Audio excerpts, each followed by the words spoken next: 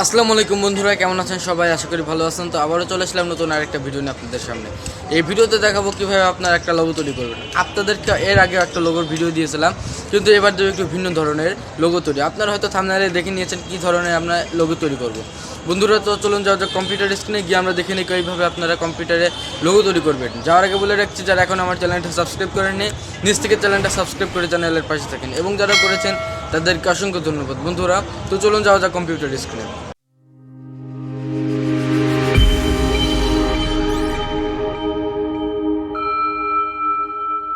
বন্ধুরা, চলে আসবো আমরা কম্পিউটার স্ক্রিনে আসার পর আমরা আমাদের ফটোশপ ওপেন করব। ফটোশপ ওপেন করার পরে আমরা আমাদের নিউ পেজ দেবো। তার জন্য আমরা কন্ট্রোল এন ক্লিক করব। তারপর আমাদের এরকম একটা অপশন আসবে। তারপর অবশ্যই আপনারা পিক্সেল 720 এবং 720 আপনারা চারদিকে 720 নেবেন এবং রেজলিউশন নেবেন 300। তারপর আপনারা ওকে করে দেবেন। আপনাদের একটা এরকম নিউ পেজ ক্রিয়েট হয়ে যাবে। তারপর আপনারা যে কাজটা করবেন, আপনাদের একটা লোগো বানাতে হবে। তার জন্য আপনাদের যে অক্ষরের উপর মনে চায় সে অক্ষরে আপনারা লোগো বানাবেন। আমরা এ লোগো কীভাবে বানাই সেটা আজকে দেখাবো। আমরা টেক্সট বারে চলে যাচ্ছি। টেক্সট বারে যাওয়ার পরে এখান থেকে আপনারা নিয়ে নেবেন যে কোনো একটা ফন্ট। আমরা এখান থেকে নিয়ে নিচ্ছি 99, এবং আমাদের এই ফন্টটা থাকছে, এই ফন্টটা আমাদের ডেসক্রিপশন বক্সে দিয়ে দেবো যে কী ফন্ট দিচ্ছি এবং কত, এই ফন্টটা কত আপনার দিচ্ছি। অল ডিটেলস আপনারা ডেসক্রিপশন বক্সে পেয়ে যাবেন, সেখান থেকে আপনারা দেখে নিতে পারেন। তো বন্ধুরা, এখানে ফন্ট সব ঠিক রাখার পর আপনারা এখান থেকে একটা অক্ষর নিয়ে নেবেন। আমরা এখান থেকে এ নিয়ে নিচ্ছি। তারপরে এই অক্ষরটা কীভাবে এডিট করে আপনারা যে কোনো লোগোতে লাগাবেন সেটা এখন দেখাবো। তার জন্য আমরা এটা সেট আপ দিয়ে দেবো। সেট আপ করার জন্য এখান থেকে টিক চিহ্নতে ক্লিক করে সেট আপ করে দেবেন। তারপরে এখান থেকে আপনারা এই অক্ষরটা এডিট করার জন্য যে কাজটা করবেন, আপনারা এই পেন টুলটা নিয়ে নেবেন। পেন টুলটা নেওয়ার পরে আপনারা সর্বপ্রথম একদম নিচে এখান থেকে পেন আইকনে ক্লিক করে মার্ক করে নেবেন। আমরা দেখাচ্ছি কিভাবে কাজটা করতে হয়।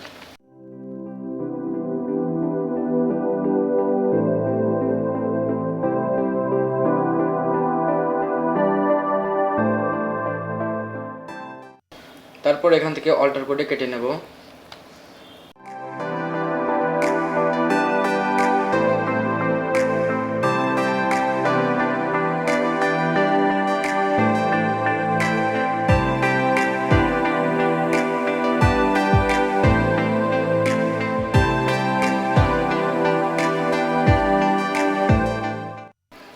তারপর এখানে আমরা রাইট ক্লিক করব। তারপর এখান থেকে আমরা মার্ক সেকশনে চলে যাব। তারপর এখান থেকে আপনারা অনলি ওয়ান একই রাখবেন। তারপর এখান থেকে ওকে করে দিলে এটা মার্ক হয়ে যাবে। এরপর আপনারা এখানে থেকে ব্রাশ টুল নেবেন। ব্রাশ টুল নেওয়ার পরে এখানে দেখবেন কিছু করা যাচ্ছে না। তারপর এখানে ওকে করে দেবেন। একটা ক্লিক করলে এখানে ওকে আসবে, ওকে করে দেবেন। আপনারা এখান থেকে যে কোনো একটা কালার সিলেক্ট করতে পারবেন। আমরা এখানে হোয়াইট নেই। তারপর এখান থেকে কালারটা আমরা ঠিক করে দিই। বন্ধুরা, এরকম আপনাদের একটা অপশন চলে আসবে।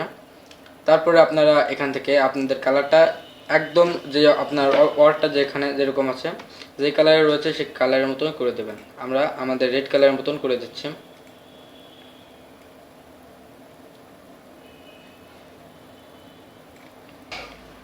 বন্ধুরা, ব্রাশ টুলের কাজ হয়ে যাওয়ার পর আপনাদের এরকম একটা অপশন আসবে। তারপর আপনারা এখান থেকে এটা রোটেট করে নেবেন, হালকা রোটেট করে নেবেন। তারপর এটা নিচে নিয়ে আসবো আমরা।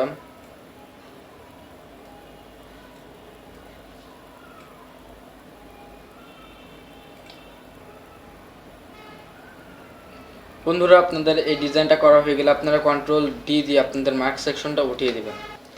বন্ধুরা, দেখুন আমাদের কিন্তু এটা এডিট করা হয়ে গেল। এবার আপনাদের এই চ্যানেলের যে নাম বা যে নাম আপনারা দিতে চান সেই নামটা এখানে দিয়ে দেবেন। আমরা আমাদের চ্যানেলের নামটা এখানে দিয়ে দিচ্ছি। আমাদের ফন্টটা কমিয়ে নিচ্ছি।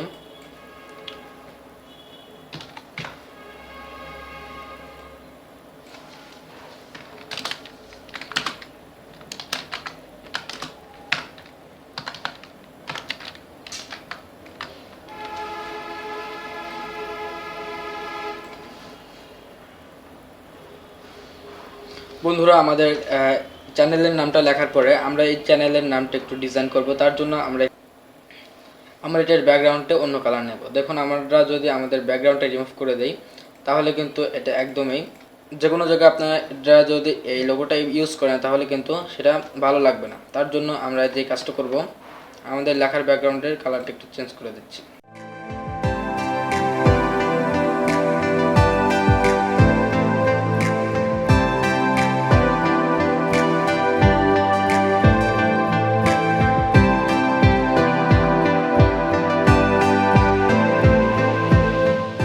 বন্ধুরা আমাদের ব্যাকগ্রাউন্ডটা হোয়াইট হইলো, এবার আমরা এটা একটু চেঞ্জ করে নেব।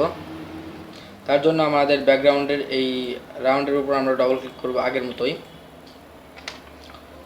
ডবল ক্লিক করার পর এরকম একটা অপশন আসবে, তারপর আপনার আগের মতোই গ্যালারিতে নিয়ে চলে যাবেন। তারপর এখান থেকে আপনারা আপনাদের ব্যাকগ্রাউন্ডের কালারটাও চেঞ্জ করে নেবেন। আমরা ওই কালারটা দিয়ে দিচ্ছি যেটা আমরা ওয়ার্ডে বা লেখায় দিয়েছিলাম। তারপর আপনারা এখান থেকে ওকে করে দেবেন, আবার এখান থেকে ওকে করে দেখবেন এটা হয়ে গেছে। তো বন্ধুরা তারপরে লাস্ট আপনাদের যে কাজটা থাকবে সেটা হলো আপনারা এখান থেকে ফাইলে চলে যাবেন সেভ করার জন্য। সেভের একটা ইম্পর্ট্যান্ট কাজ, আপনারা যদি অন্য ফরম্যাটে সেভ করেন তাহলে কিন্তু এটা আপনাদের পিছনে ব্যাকগ্রাউন্ডটা রয়ে যাবে। তার জন্য ফরম্যাট একটা ইম্পর্ট্যান্ট বিষয়। আপনাদের ফাইলের নামটা এখানে দিয়ে দিবেন, আমরা ফাইলের নামটা দিয়ে দিচ্ছি। বন্ধুরা নামটা দেওয়ার পর আপনার ফরম্যাটে যাবেন। ফরম্যাটে যাওয়ার পর এখান থেকে পিএনজি এই ফরম্যাটটা সাপোর্ট করাবেন, না হলে কিন্তু আপনাদের লোগো হিসাবে এটা থাকবে না। বন্ধুরা পিএনজি ফরম্যাট দেওয়ার পর আপনারা এখান থেকে সেভে ক্লিক করবেন। সেভে ক্লিক করার পর এখান থেকে ওকে করে দেবেন, দেখবেন এটা সেভ হয়ে গেছে। আমরা আমাদের ফাইল ম্যানেজার বা আমাদের কম্পিউটারে গিয়ে দেখছি এটা কী অবস্থা। বন্ধুরা দেখুন এটা কিন্তু আমাদের সেভ হয়ে গেছে এই লোগোটা। আশা করি বুঝতে পেরেছেন কীভাবে আপনারা এই লোগোগুলো তৈরি করবেন। বন্ধুরা আজকে পর্যন্ত এই ভিডিওটা যদি আপনাদের ভালো লাগে থাকে একটা লাইক করবেন, কমেন্ট করে মতামত জানাবেন। এই কাজে যদি আপনার কোনো প্রবলেম হয় সেটা আমাকে কমেন্ট করে জানাবেন, আমি সেটা সলভ করার চেষ্টা করব। এবং এই চ্যানেলে যদি আপনি নতুন হয়ে থাকেন চ্যানেলটা সাবস্ক্রাইব করে চ্যানেলের পাশে থাকবেন, এবং যারা করেছেন তাদেরকে অসংখ্য ধন্যবাদ। বন্ধুরা সবাই সুস্থ থাকবেন, ভালো থাকবেন। আসসালামু আলাইকুম।